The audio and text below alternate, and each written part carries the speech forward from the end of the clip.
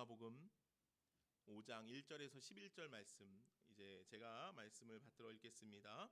여러분들은 눈으로 귀로 말씀을 따라 읽어주십시오. 무리가 몰려와서 하나님의 말씀을 들을새 예수는 게네사렛 호수가에 서서 호숫가에 배 두 척이 있는 것을 보시니 어부들은 배에서 나와서 그물을 씻는지라. 예수께서 한 배에 오르시니 그 배는 시몬의 배라.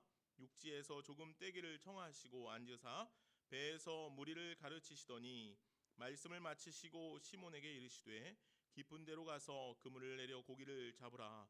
시몬이 대답하여 이르되 선생님, 우리들이 밤이 새도록 수고하였으되 잡은 것이 없지만은 말씀에 의지하여 내가 그물을 내리리이다 하고, 그렇게 하니 고기를 잡은 것이 심히 많아 그물이 찢어지는지라. 이에 다른 배에 있는 동무들에게 손짓하여 와서 도와달라 하니 그들이 와서 두 배의 채움에 잠기게 되었더라. 시몬 베드로가 이를 보고 예수의 무릎 아래 엎드려 이르되 주여, 나를 떠나소서, 나는 죄인이로소이다 하니, 이는 자기 및 자기와 함께 있는 모든 사람이 고기 잡힌 것으로 말미암아 놀라고 세베대의 아들로서 시몬이 동업자인 야고보와 요한도 놀랐음이라. 예수께서 시몬에게 이르시되 무서워하지 말라. 이제 후로는 내가 사람을 취하리라 하시니 그들이 배들을 육지에 대고 모든 것을 버려두고 예수를 따르니라. 아멘. 하나님의 말씀입니다. 이른 아침 게네사렛 호숫가에 많은 사람들이 모여들기 시작했습니다. 예수님께서 그곳에 오셨기 때문이죠. 예수님께서 천국 복음을 전파하신 이후부터 그의 복음의 말씀을 듣기 위해서 많은 사람들이 예수님께서 가시는 곳곳마다 따라다니기 시작했습니다. 그래서 예수님께서 가시는 곳에는 구름 인파가 모이기 시작했지요. 이날 아침에도 많은 사람들이 웅성거리며 모이기 시작했습니다. 예수님께서 게네사렛 호숫가 근처에 자리를 잡으셨기 때문이죠. 그래서 많은 사람들이 예수님의 복음의 메시지를 듣기 위해 그 게네사렛 호숫가 근처로 모이기 시작했습니다. 아마도 많은 사람들이 모였기 때문에 그곳에 예수님께서 오셨다는 사실을 아마 그 근처에 있는 모든 사람들은 생각하였을 것입니다. 그러나 그처럼 많은 사람들이 웅성거림에도 아랑곳하지 않고 자기 일만 하고 있는 사람들이 있었습니다. 바로 어부들입니다. 그들은 밤새 그물을 던졌습니다. 그런데 오늘 말씀에 있는 것처럼 그들은 밤이 새도록 그물을 던졌지만 얻은 것이 아무것도 없었습니다. 고기를 한 마리도 잡지 못했다는 것이죠. 그들은 아마 참으로 실망했을 것입니다. 그래서 이른 아침에 바다에서 나와서 배에서 내려서 이제 그물을 정리하기 시작합니다. 그런데 예수님께서 시몬의 배에 올라 시몬에게 이렇게 말씀하십니다. 무에서 조금 떼어 주어라. 시몬은 주님의 말씀대로 배를 띄워서 예수님께서 말씀을 전하기에 조금 편안하도록 했습니다. 오늘 본문의 말씀을 보면 이 부분을 이렇게 좀 기록하고 있습니다. 1절, 2절인데요. 제가 말씀을 다시 한번 읽어보겠습니다. 무리가 몰려와서 하나님의 말씀을 들을새 예수는 게네사렛 호숫가에 서서 호숫가에 배 두 척이 있는 것을 보시니 어부들은 배에서 나와서 그물을 씻는지라. 예수님께서 게네사렛 호숫가에 서서 호숫가에 있는 배 두 척을 보셨다는 것입니다. 보셨다라고 오늘 성경은 그렇게 기록하고 있죠. 예수님께서는 말씀을 전하시다가 게네사렛 호숫가에 있는 어부들을 발견하신 것 같습니다. 그리고 그곳에 있는 베드로에게 찾아가셨습니다. 그리고 베드로의 배에 오르신 것이죠. 이 장면은 마치 예수님께서 이 사람들이 너무 많아서 상황에 밀려서 이 베드로의 배에 오른 것처럼 보여질 수도 있지만, 실은 예수님께서 시몬 베드로를 만나고자 베드로에게 직접 찾아가신 것이라는 것이죠. 사실 오늘 본문 이전에 베드로는 예수님을 몇 차례 만난 적이 있습니다. 요한복음의 말씀에 보면 오늘 본문의 앞선 내용인데 베드로를 미리 한번 부르셨던 내용이 있습니다. 요한복음의 기록에 따르면 예수님이 마귀의 시험을 받지 않습니까? 사복음서에 다 기록된 내용이기도 하지만 이 시험을 받으시고 세례 요한에게 가서 세례를 받으십니다. 그리고 돌아올 때 요한의 제자들이었던 두 사람이 예수님을 따르기 시작하죠. 그중 하나가 시몬의 베드로의 형제인 안드레였습니다. 안드레는 시몬 베드로에게 이렇게 말합니다. 우리가 메시아를 만났다. 메시아를 만났다. 그리고 베드로를 전도하죠. 초청하는 것이었습니다. 예수님께로. 그때 예수님께서 베드로를 만나시죠.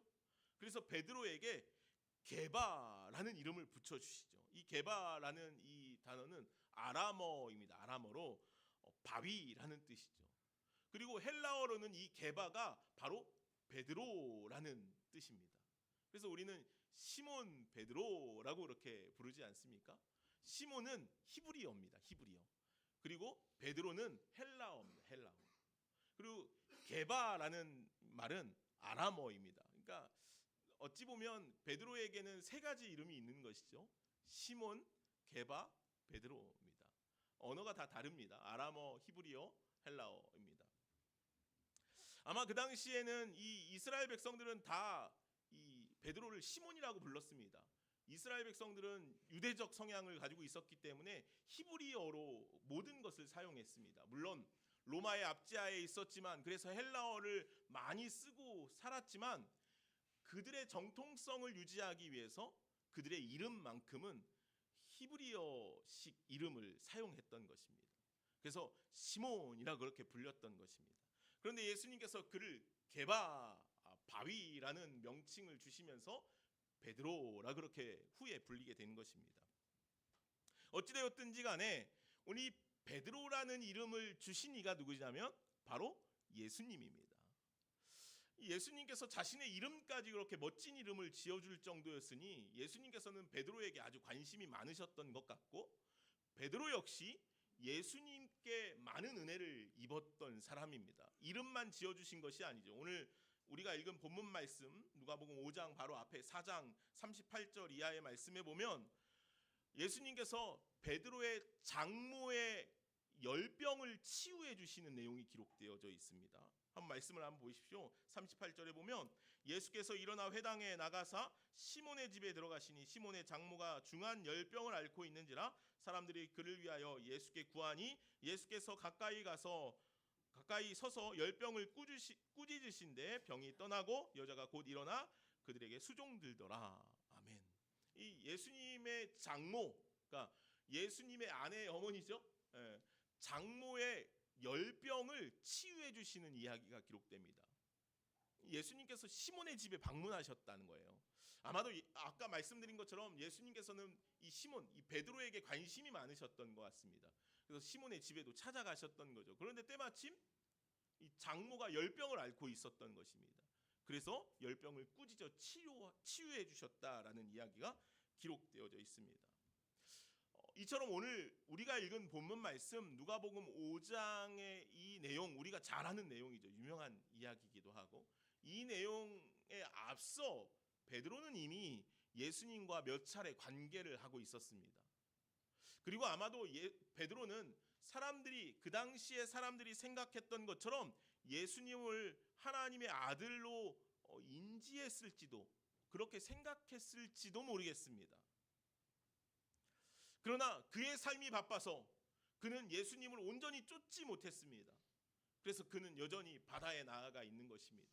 사람들이 모여서 예수님의 말씀을 듣기 위해 모여 있음에도 불구하고 베드로는 자신의 생업에 쫓겨 자신의 삶에 얽매인 삶을 살아가고 있었던 것이지요. 그리고 오늘 예수님께서는 다시 한번 그런 베드로를 찾아가고 계신 것입니다. 그리고 베드로의 배 위에 올라가셔서 말씀을 전하고 계신 것입니다. 베드로는 그 어느 때보다도 가장 가까이에서 예수님의 음성을 들었을 것입니다. 예수님의 말씀을 들었을 것입니다. 우리가 이 내용을 생각해 보면 겉으로는 예수님께서 많은 사람들에게 말씀을 잘 전하기 위해서 베드로의 배에 올라서 배를 조금 물에서 띄워서 말씀을 사람들에게 잘 전해지는 그런 내용으로 그림을 그릴 수 있지만 실상 조금 더 자세히 살펴보면 베드로는 예수님의 발밑에서 가장 가까이에서 예수님의 음성, 예수님의 말씀을 듣고 있었다는 것이죠. 얼마나 놀라운 은총입니까? 얼마나 큰 은혜입니까? 베드로는 다른 누구보다도 주님의 말씀이 그 심령 구석구석에 꽂혔을 것입니다. 그렇게 베드로는 예수님의 말씀으로 그 심령이 아마 충만해지지 않았을까 하는 생각이 듭니다. 말씀이 충만한 삶은 참으로 중요합니다. 말씀이 충만할 때 말씀으로 삶을 살아가게 됩니다. 말씀이 충만할 때 말씀에 순종하게 됩니다. 말씀이 충만할 때 말씀이 우리의 삶을 변화시킵니다. 그래서 말씀이 충만한 삶은 중요합니다. 오늘 저와 여러분들 가운데도 말씀의 충만함이 있기를 간절히 소망합니다. 이 베드로의 배 위에서 말씀을 마치신 예수님께서 이제 시몬 베드로에게 이런 요청을 하십니다. 깊은 데로 가서 그물을 내려 고기를 잡으라.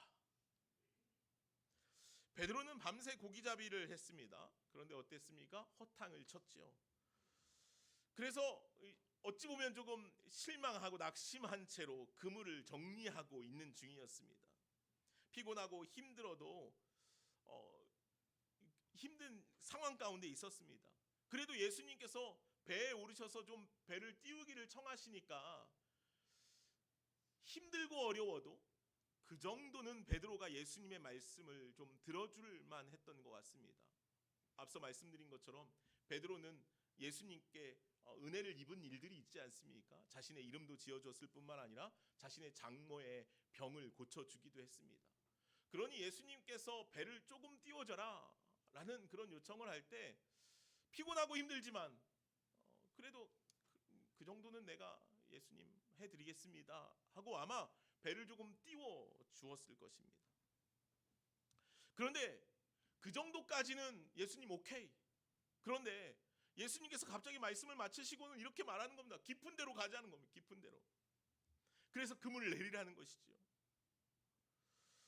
이 말씀을 듣는 베드로의 마음은 어땠을까요, 여러분? 예수님, 내가 잠깐 배를 얕은 물가에 띄우는 것 정도는 주님, 내가 주님께 받은 은혜도 있고 주님과의 관계도 있고 하니까 내가 할 수 있지만 깊은 데로 가서 그물을 내리는 일은 좀 어렵지 않겠습니까? 그리고 예수님, 지금 그물을 내려도 고기가 잡히지 않습니다. 지금은 해가 떴고 고기가 잡히는 때도 아니에요. 우리가 알고 있듯이 베드로는 이 어부 아닙니까? 이 게네사렛 갈릴리 호수입니다. 게네사렛 호수에서 오랫동안 고기를 잡는 어부였어요. 전문가였다는 거예요. 그곳의 생태, 그곳의 기후, 그곳의 어떤 환경, 언제 어디서 그물을 내려야 하는지 베드로에게는 너무도 많은 정보가 있었을 거예요. 그리고 지금 예수님이 요청하는 이 시간, 이 장소, 이때는 고기가 잡히는 때가 아니었다는 것이죠. 베드로의 마음이 얼마나 답답했을까요? 그는 그런 갈등을 이렇게 표현하고 있습니다. 우리들이 밤이 새도록 수고하였으되 잡은 것이 없습니다. 예수님, 우리가 최선을 다했지만 지난밤에 아무 소득이 없었어요. 오늘은 고기를 잡는 날이 아니에요. 오늘은 잡히는 날이 아니에요. 그럼에도 불구하고 오늘 베드로는 그 뒤를 이어서 이렇게 말을 하고 있습니다. 나의 상식과 경험에 비추어져 볼 때 전혀 근거 없는 이야기, 할 수 없는 이야기지만 그러나 말씀에 의지하여 내가 그물을 내리겠습니다. 말씀에 의지하여. 앞서 말씀드린 것처럼 베드로는 말씀으로 충만해져 있었습니다. 그렇죠? 말씀이 충만하다는 것은 말씀이 자신의 모든 것을 채우고 있다는 것이에요. 베드로 안에 가지고 있었던 고기잡이에 대한 여러 가지 상식들, 그렇죠?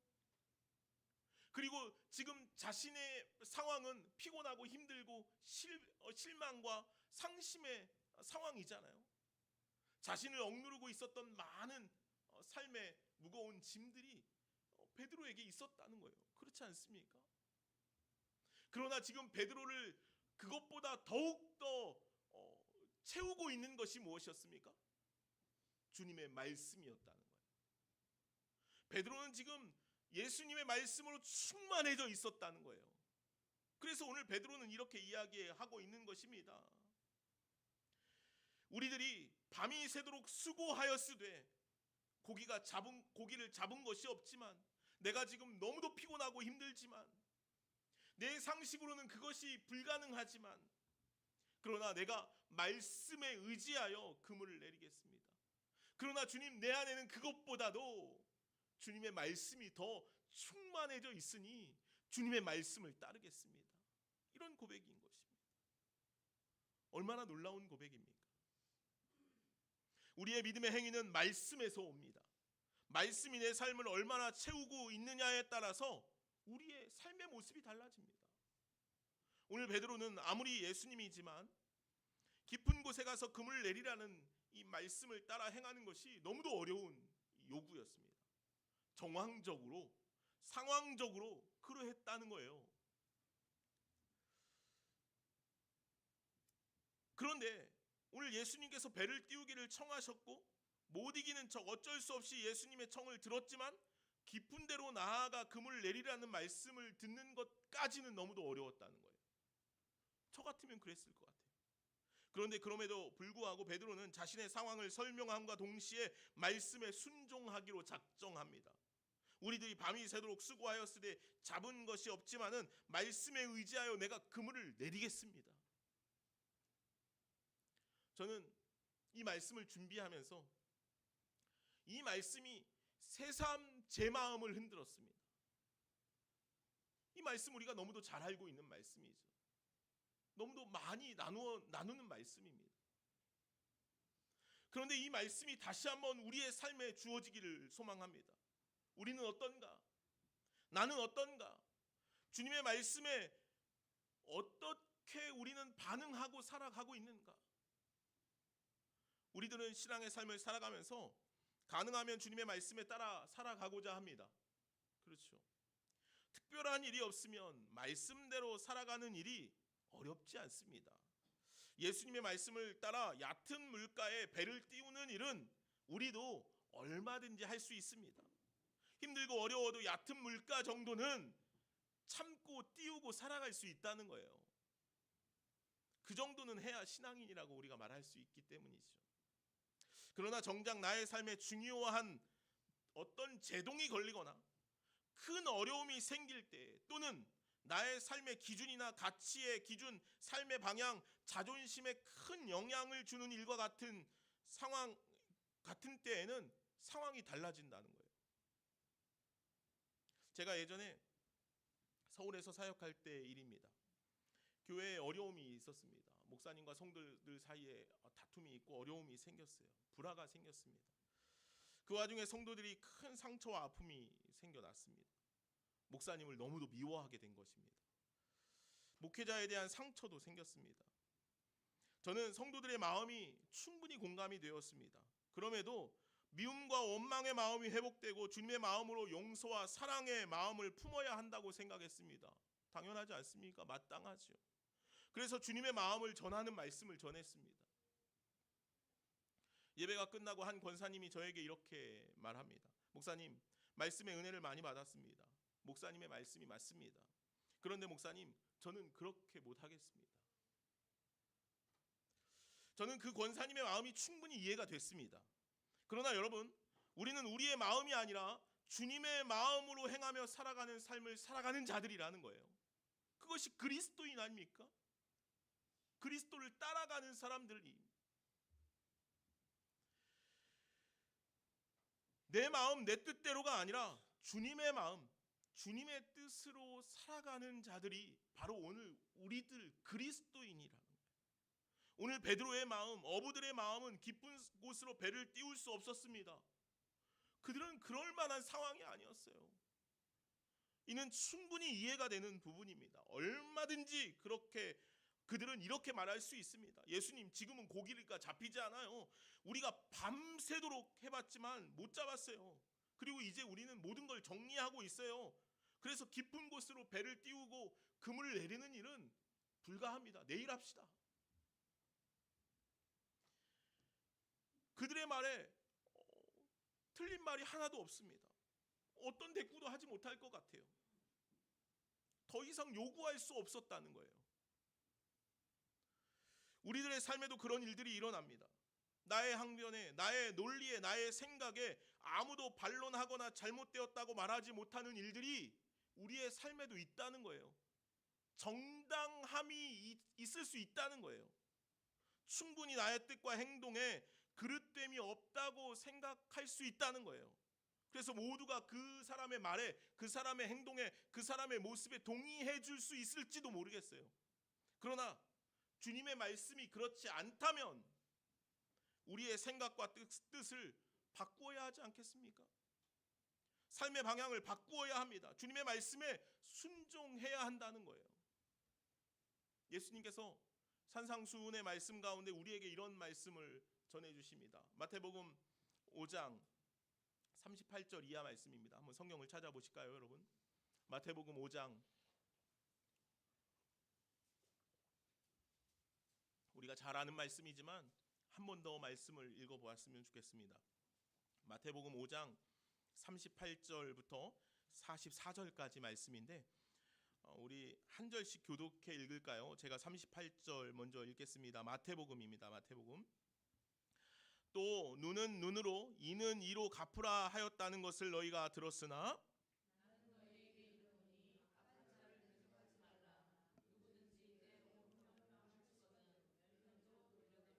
또 너를 고발하여 속옷을 가지고자 하는 자에게 겉옷까지도 가지게 하며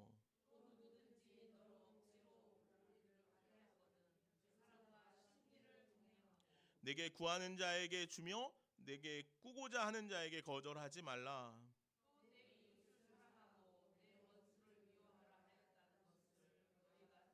우리 함께 읽을까요? 나는 너희에게 이르노니 너희 원수를 사랑하며 너희를 박해하는 자를 위하여 기도하라. 아멘. 오늘 말씀을 보니 눈에는 눈으로 이에는 이로 갚으라. 마땅한 말씀처럼 들립니다. 주님, 저는 오른뺨까지는 맞겠습니다. 그런데 왼뺨은 돌려대지 못하겠습니다. 속옷까지는 빼앗겨도 겉옷은 뺏기지 못하겠습니다. 주님, 내가 내 이웃은 얼마든지 사랑할 수 있는데 원수는 사랑하지 못하겠습니다. 오늘 우리 안에 이런 마음이 들 때가 얼마나 많습니까? 세상의 법은요, 눈에는 눈으로 이에는 이로 갚는 것이 마땅합니다. 그런데 오늘 우리가 그리스도인이 되었으니까 그래도 오른뺨 맞는 거 정도, 속옷 빼앗기는 거 정도, 그 정도는 내가 할 수 있을 것 같아요. 내 이웃을 사랑하는 것까지는 할 수 있을 것 같아요. 그런데 그렇다고 내가 왼뺨을 돌려대거나 내 겉옷까지 주거나 원수까지 사랑하는 일은 주님, 이거 좀 마땅하지 않지 않습니까? 우리 그렇게 생각한다는 거예요. 그런데 오늘 주님은 분명히 그렇게 말씀하지 않습니까? 내 이웃을 사랑하고 내 원수를 미워하라 하였다는 것을 너희가 들었으나 나는 너희에게 이르노니 너희 원수를 사랑하며 너희를 박해하는 자를 위해 기도하라. 아멘. 이것이 우리의 주님의 마음입니다. 우리는 그동안 그 정도의 신앙의 삶은 살아왔습니다. 그러나 그 이상은 못합니다. 우리들 말합니다. 그러나 오늘 주님은 그 이상을 우리에게 요구하신다는 거예요. 베드로가 얕은 물가 정도까지는 띄울 수 있었을지 몰라요. 그런데 주님은요, 그 얕은 물가로 우리에게 멈추는 것이 아니라 깊은 데로 가라고 말씀하신다는 거예요. 우리에게 그것까지 요구하신다는 거죠. 우리는 때로 그렇게 신앙의 삶을 삽니다. 예수를 그저 존경받는 선생 정도로, 때로는 나의 만족을 위해, 나의 안위를 위해 어느 정도까지는 그분을 따라 살아갈 수 있지만 그 이상은 안 됩니다. 피곤하고 지치고 힘든 시간이지만 얕은 물가 정도까지는 배를 띄울 수 있다는 것입니다. 많은 신앙인들이 그렇게 얕은 물가까지는 배를 띄우고 살아갑니다. 그러나 주님께서는 언제나 우리들에게 깊은 곳으로 가자라고 말씀하신다는 것이죠. 그리고 그곳에 그물을 내리라 오늘 우리에게 말씀하십니다. 우리가 어떻게 그렇게까지 주님의 말씀을 따라 살아갈 수 있을까? 오늘 우리 고민해 봐야 합니다. 베드로가 말씀드린 것처럼 몇 차례 예수님을 만났습니다. 만날 때마다 그의 마음에는 얕은 물가였습니다. 그 정도까지는 하는 신앙이었죠. 예수님을 그 정도까지는 바라보았습니다. 그런데 그것으로 주님께서는 우리에게 만족하지 않으신다는 거예요. 그것이 신앙이 아니라고 말씀하셔요. 사랑하는 여러분, 오늘 저와 여러분들이 깊은 데로 가기를 간절히 소망합니다. 그래서 주님께서요 베드로에게 찾아오신 거예요. 그래서 그에게 가장 가까이에서 주님의 음성을 들려주셨어요. 그래서 그에게 가장 가까이에서 주님의 말씀으로 충만케 해주셨어요. 그래서 끝내 베드로는 그렇습니다만 내가 말씀에 의지하여 그물을 내리겠습니다 라고 고백할 수 있게 된 것이죠. 오늘 저와 여러분들 가운데도 하나님의 말씀으로 충만한 삶이 주어지기를 간절히 원합니다. 내가 여전히 얕은 물가에서 발버둥 치고 있는 것 같다면 여러분들 기도하십시오. 말씀 가운데로 나아가십시오. 주님의 말씀으로 사로잡힌 삶을 살아가시기를 간절히 소망합니다. 그래서 오늘 얕은 물가에서 머물러 살아가는 신앙이 아니라 주님께서 요청하시는 대로 깊은 데로 나아가 그물을 내릴 수 있는 저와 여러분 모두의 신앙의 삶이 될 수 있기를 간절히 원합니다. 요구하시는 대로, 말씀하시는 대로 주님 내가 그렇게 살겠습니다 다짐할 수 있는 우리 모두가 되기를 간절히 소망합니다. 기도하겠습니다. 사랑과 은혜가 많으신 하나님 감사합니다. 오늘 우리가 베드로처럼 말씀으로 충만해지기를 원합니다. 그동안 얕은 물가에만 머물러 있던 베드로가 말씀으로 충만해졌을 때 깊은 데로 나아가 그물을 내릴 수 있게 되었습니다. 주님 오늘 우리들 안에도 그러한 은혜를 허락하여 주시옵소서. 그래서 그동안 내가 하지 못했던 할 수 없었던 많은 믿음의 역사들을 오늘 우리가 행하며 살아갈 수 있도록 주님 우리를 인도하여 주시옵소서. 이제 오늘 우리를 채우고 있는 것이 나의 생각과 나의 뜻과 나의 관념과 나의 무엇이 아니라 오직 주님의 말씀이 되어서 하나님 나를 뛰어넘어 내 삶을 뛰어넘어 주님과 동행할 수 있는 주님의 말씀으로 살아낼 수 있는 우리 모두가 되게 하여 주시옵소서. 감사하며 예수님의 이름으로 기도하옵나이다. 아멘.